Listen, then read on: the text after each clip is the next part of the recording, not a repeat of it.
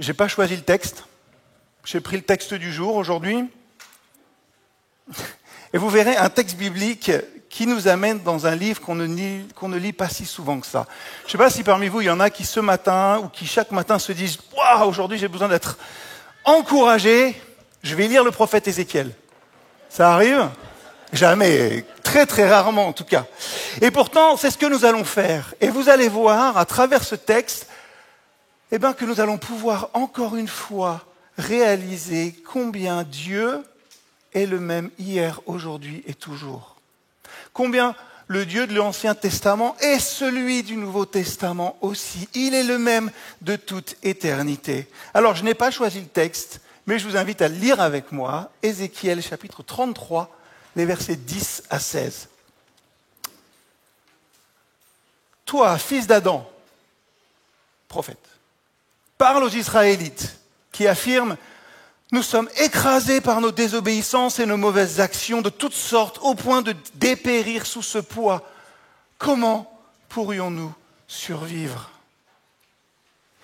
Dis-leur de ma part, aussi vrai que je suis vivant, je l'affirme, moi le Seigneur Dieu, je n'aime pas voir mourir les méchants.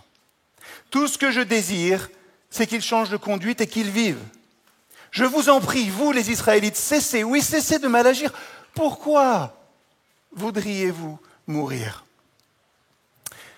Et toi, fils d'Adam, dis encore ceci aux membres de ton peuple. Lorsque quelqu'un qui est juste se met à mal agir, le bien qu'il a fait auparavant ne le préserve pas du sort qui l'attend. Lorsqu'un méchant abandonne sa mauvaise conduite, le mal qu'il a fait auparavant ne cause pas sa perte. Quand quelqu'un qui est juste se met à mal agir, sa vie ne sera pas épargnée à cause de son obéissance précédente. Supposons que j'ai promis la vie à quelqu'un qui est juste, s'il croit que son obéissance passée suffit et qu'il se mette à mal agir, tout ce qu'il a fait de bien sera oublié et il mourra pour le mal qu'il a commis. Vous avez dit, on ne va pas très souvent dans ce texte-là pour chercher des encouragements. Supposons par contre que j'ai averti un méchant qu'il mérite la mort, s'il renonce à sa mauvaise conduite et se met à agir conformément au droit et à la justice, s'il restitue le gage exigé pour un prêt ou rend ce qu'il a volé, s'il ne commet plus le mal mais obéit aux lois qui donnent la vie, il ne mourra pas. Assurément, il vivra. Toutes ses mauvaises actions seront oubliées et il vivra parce qu'il aura pratiqué le droit et la justice. Dans l'Ancien Testament, un texte qui nous affirme encore une fois que Dieu est le même aujourd'hui et toujours. Et que son amour pour nous est certain. Mais c'est vrai, une fois que j'ai dit ça, le texte évidemment commence par me faire mentir, on a l'impression. On commence ce passage du prophète Ézéchiel par une phrase qui ressemble à une plainte murmurée par un cœur brisé. Nous sommes écrasés par nos désobéissances et nos mauvaises actions de toutes sortes au point de dépérir sur ce poids. Comment pourrions-nous survivre ? C'est une question qui ne vient pas d'un athée, quelqu'un qui ne croit pas. C'est une question qui ne vient pas d'un cynique qui remettrait tout en question. Elle vient du peuple de Dieu.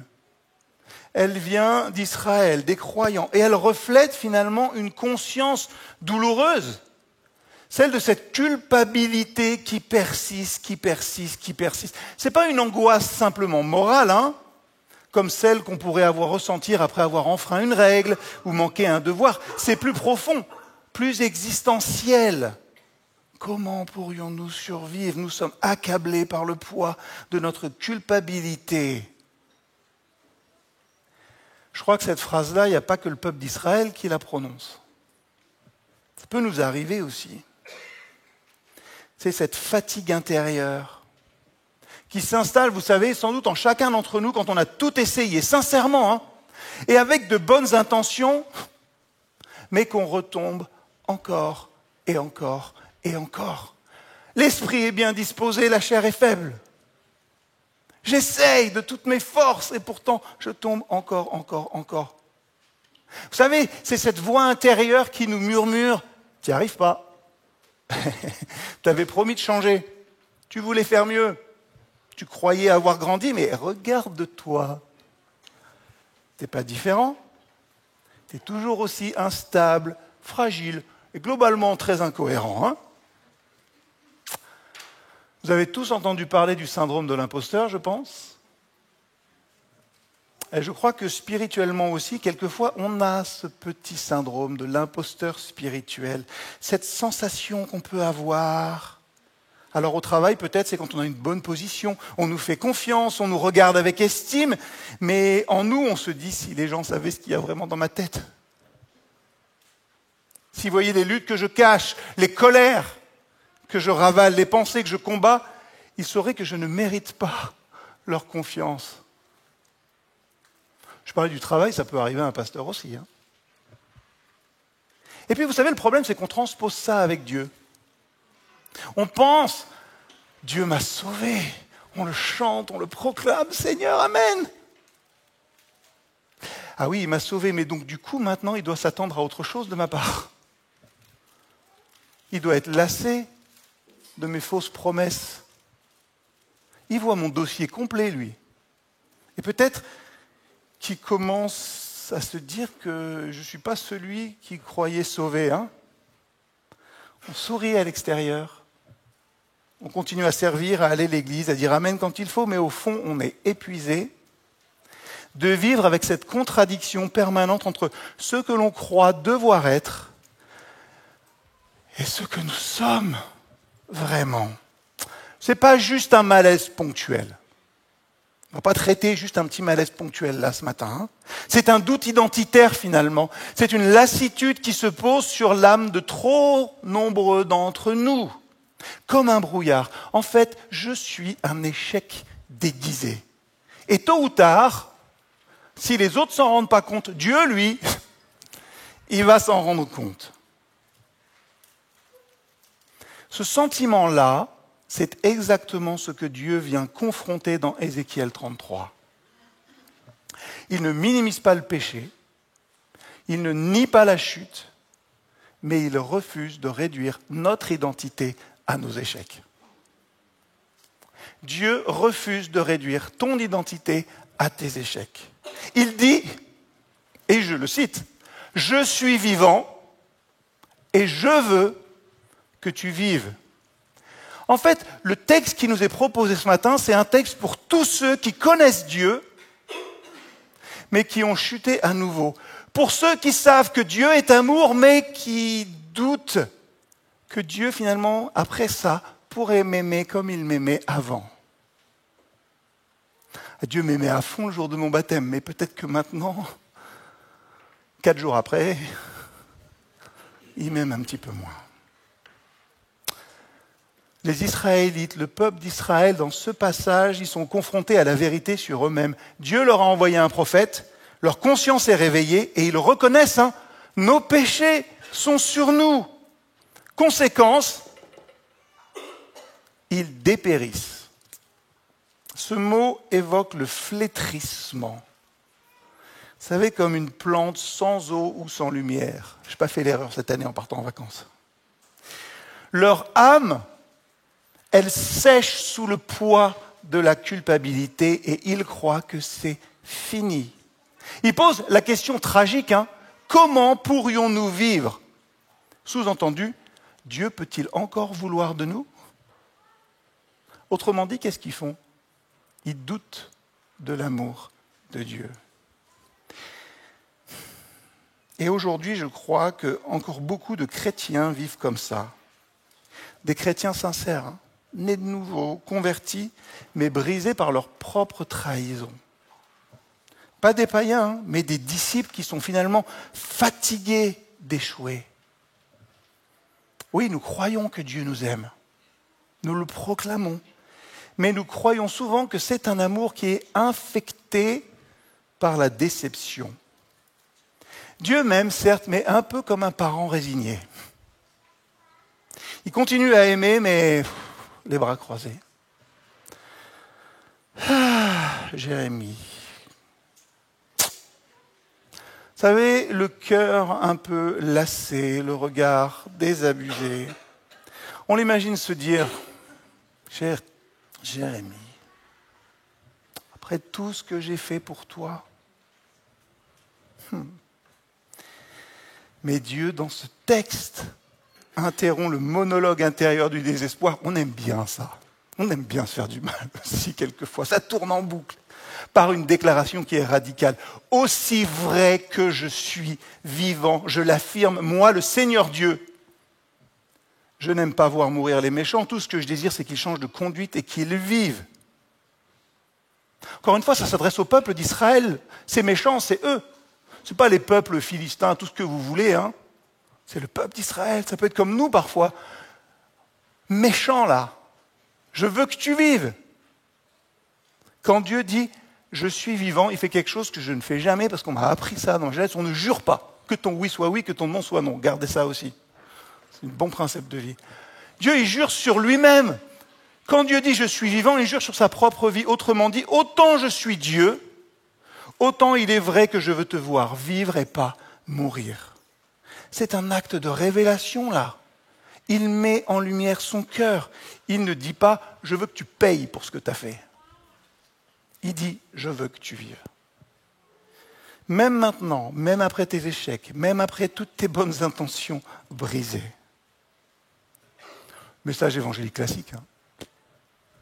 Pourtant, on a quand même du mal à croire ça. Hein. Et vous me direz, Dieu, il est tellement incompréhensible pour l'humanité, notre petit cerveau.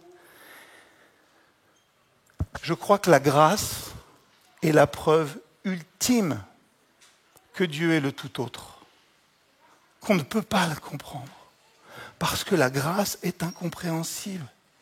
Dieu m'aime, même après mes échecs. On ne comprend pas Dieu sur ce coup-là.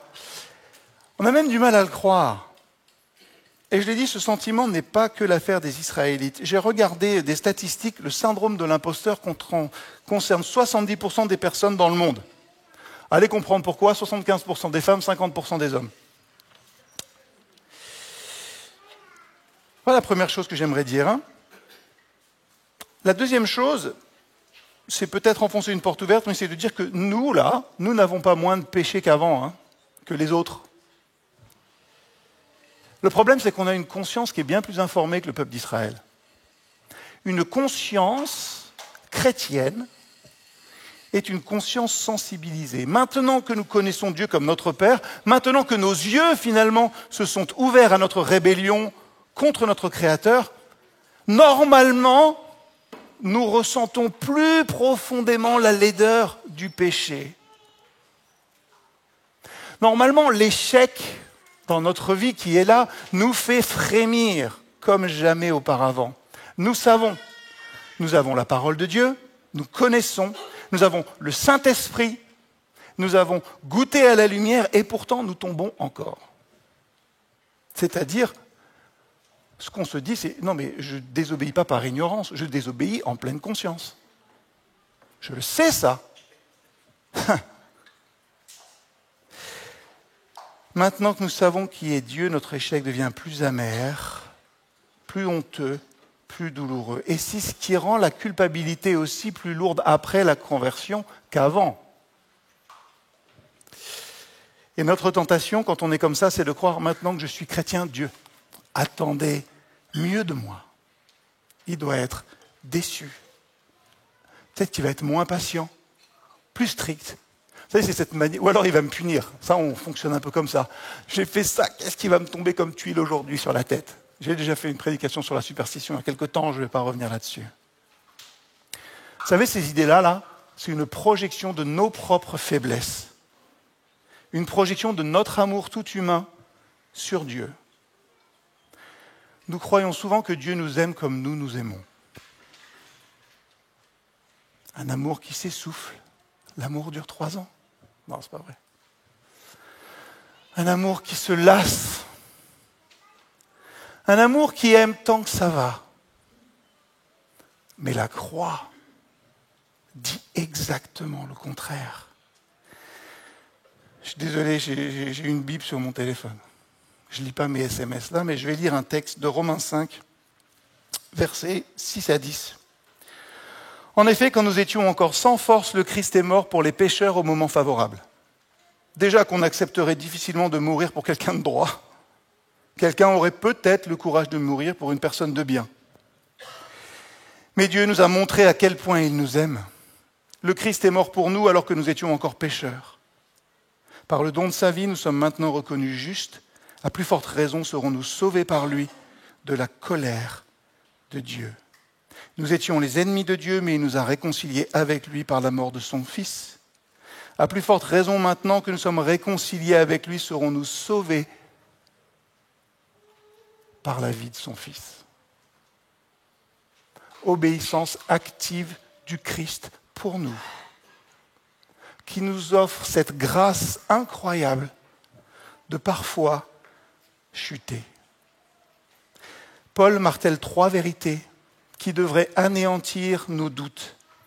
Alors que nous étions faibles, Christ est mort pour nous. Alors que nous étions pécheurs, il est mort pour nous. Alors que nous étions ennemis, nous avons été réconciliés. 3 fois,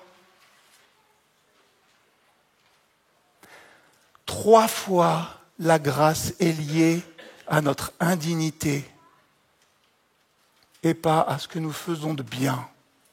3 fois, la grâce de Dieu s'incarne et est là pour nous sauver de notre indignité. Et 3 fois, Paul, je crois, veut détruire l'idée que Dieu attend notre progression pour nous aimer. Dieu ne nous a pas aimés parce que tu vas progresser. Oh, je le vois là, mais il va arriver là. Il t'a aimé quand tu ne pouvais rien lui offrir. Et donc, aujourd'hui, ton péché, mon péché, notre péché ne peut pas lui faire dire « c'en est trop là ». Dieu ne nous a pas rencontrés à mi-chemin, il est allé au bout du chemin de la honte, lui à la croix. Il est entré dans la mort pour que nous entrions dans sa vie. Dieu montre son amour. En grec, endeiknumi. Et ce verbe montrer signifie en grec mettre en évidence, prouver de manière irréfutable. Donc Dieu, ce matin, veut arracher de ton cœur le mensonge selon lequel son amour pourrait s'arrêter. La croix n'est pas juste un point de départ, hein. C'est la garantie à chaque étape. La garantie à chaque étape de notre vie, même après ta conversion, même après ta chute, la croix continue de crier « Je t'aime ». Vous savez, c'est ce petit picto, la croix égale amour, là. Très joli, très hippie. Dans nos versets d'Ézéchiel, Dieu va plus loin encore. Il dit quelque chose qui paraît presque injuste. Un juste peut tomber et perdre tout. Un méchant peut se détourner et tout recevoir. Ça peut choquer notre logique religieuse, ça. Hein, c'est pas équilibré, Seigneur. Franchement. Et c'est vrai, c'est pas équilibré. C'est ça la grâce. Le message est simple, Dieu n'est pas figé dans notre passé, qu'il soit glorieux ou qu'il soit honteux. Je ne connais pas vos passés, ni votre présent d'ailleurs. Par contre, Dieu regarde à une chose, c'est votre présent. Aujourd'hui, quel état a ton cœur ? Dieu regarde notre aujourd'hui. Et c'est ce que dit aussi 2 Corinthiens 6, verset 2. Voici maintenant le temps favorable, voici maintenant le jour du salut. Pas demain, pas quand tu auras rattrapé toutes les erreurs, pas quand tu auras prouvé que tu peux faire mieux, maintenant. Et ça nous motive aussi. Peu importe le passé, le futur, j'en sais rien, je n'ai que le maintenant, nous avons que le présent, c'est là qu'on peut agir. C'est là que vous pouvez faire le bien. C'est aujourd'hui que vous pouvez aimer Dieu. Ce n'est pas demain. Dieu ne veut pas vous voir collecter les regrets. Il veut vous voir revenir à lui. Et ça, c'est la vérité évangélique de base que je ne me lasserai jamais de proclamer. Alors, comment la grâce peut vous relever ? Ça demande un petit peu d'effort. Hein. Vous savez, il y a le changement de conduite. Et je sais que ce texte, il ouvre d'autres perspectives qu'on traitera peut-être. Est-ce qu'on peut perdre son salut ou pas ? On en reparlera. La première chose à faire quand vous vous sentez vraiment loin, c'est de revenir vraiment. Dieu n'attend pas que vous soyez parfait pour vous recevoir. Il attend que vous changiez de direction. C'est ce que dit le texte là. Hein. C'est pas simplement simple. Pas simplement dire oui. C'est le montrer, c'est changer de direction. C'est d'avoir un peu de conséquence finalement, d'être responsable, ça ne nous sauve pas. Je ne suis pas sauvé parce que je fais le bien, mais je suis sauvé pour faire le bien. C'est ça la réalité. Revenir à lui, ce n'est pas nous tenir à distance et nous excuser. Ouais, pardon Seigneur. C'est marcher vers lui comme le fils prodigue, on le dit souvent, avec notre misère, notre honte, et découvrir que Dieu court vers nous. Encore et encore. Revenir vraiment. Un petit peu de conséquences, un petit peu d'effort quand même. C'est ce que dit le texte. 2, confesser sans filtre. Il y a un truc avec nous, je ne comprends pas, mais on a une relation très lâche, très élastique, très personnelle, chacun avec ce « tu ne mentiras pas ». Des fois, on se dit, je vais plutôt te dire comme ça permettra si. On fonctionne comme ça. Dieu ne supporte pas le mensonge.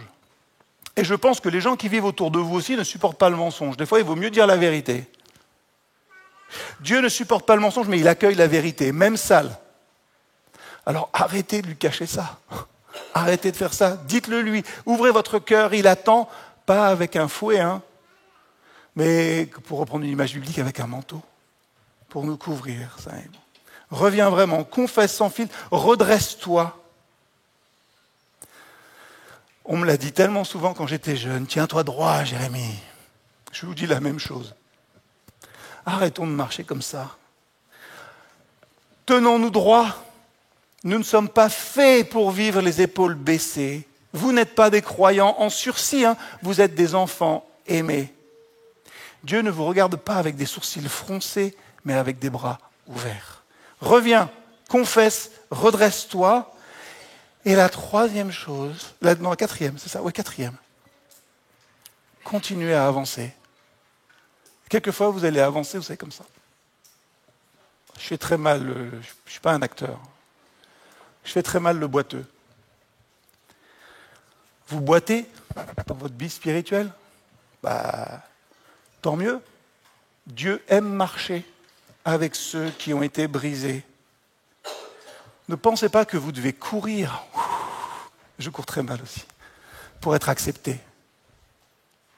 La foi, ce n'est pas une performance. La foi, c'est une confiance. Tout repose sur Dieu. Alors, et j'en termine ici pour ce matin. Je pense parler pour chacun d'entre nous. Tu es encore tombé. Je suis encore tombé. Et pourtant, je suis encore aimé. Aujourd'hui, si vous avez cette petite voix qui vous dit « c'est trop tard, Dieu t'a abandonné », sachez que ce n'est pas la voix de Dieu. Ce que Dieu dit, c'est « je suis vivant, je ne désire pas ta mort, reviens et tu vivras ». L'amour de Dieu n'est pas une énergie facile. On le chante aussi, c'est un océan sans rivage. Et je crois qu'aujourd'hui encore, cet amour peut nous laver, nous relever sans cesse et nous faire vivre.